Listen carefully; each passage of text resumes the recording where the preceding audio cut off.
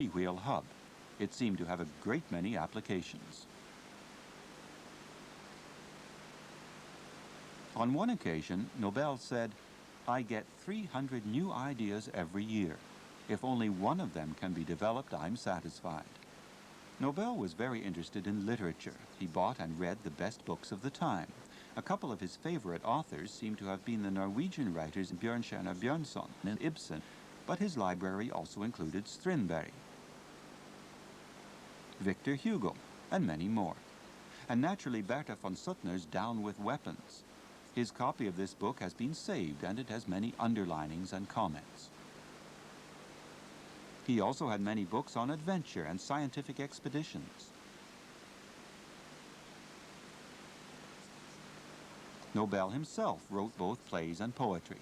Just before his death, he wrote a play called Nemesis, which he published through his own company. Because Nobel found the winter climate in Sweden harsh, he had to spend many months every year at his Villa Nobel in San Remo. Alfred Nobel died in San Remo on the 10th of December, 1896, with only a doctor and servants for company. Without any close friend or relative near, whose friendly hand could close his eyes and who could whisper a word of comfort. Alfred Nobel died as alone as he had lived.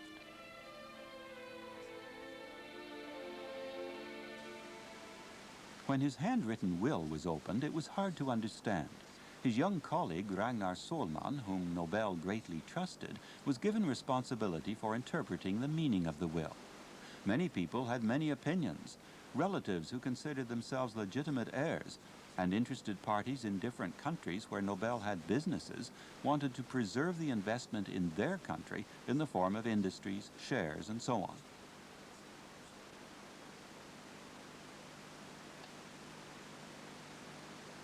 The Swedish king, Oscar II, wanted the prizes to go only to Swedish scientists and authors. But the main paragraph of his will made Alfred Nobel's intentions clear. The capital shall constitute a fund, the interest on which shall be annually distributed in the form of prizes to those who, during the preceding year, shall have conferred the greatest benefit on mankind. The said interest shall be divided into 5 equal parts. Prizes for physics and chemistry shall be awarded by the Swedish Academy of Sciences. That for physiological or medical works by the Karolinska Institute in Stockholm. That for literature by the Academy in Stockholm, for the most outstanding work of an idealistic tendency. The 5th prize for peace would be awarded by the Norwegian Parliament.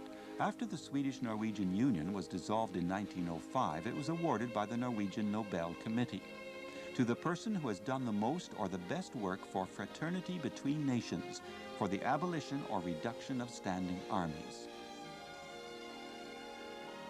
Nobel's wish to let Norway decide the Peace Prize was considered a gesture of reconciliation. The union between Sweden and Norway, which lasted less than a century, was not always without conflict. In 1901, it was time for the first prizes to be awarded.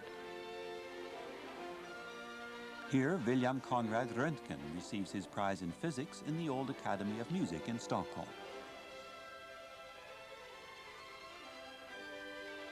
Since 1969, the Royal Academy of Sciences has also awarded the Bank of Sweden Prize in Economic Sciences in the memory of Alfred Nobel at the same time as the other prizes in Stockholm.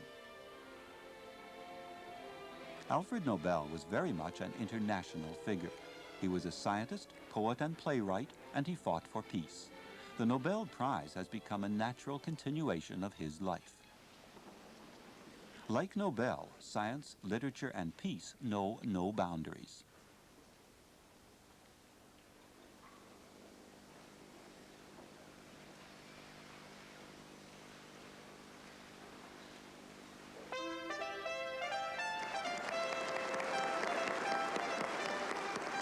He said, "It is my express will that in awarding the prizes, no consideration whatever shall be given to the nationality of the candidates, but that the most worthy shall receive the prize, whether he be a Scandinavian or not.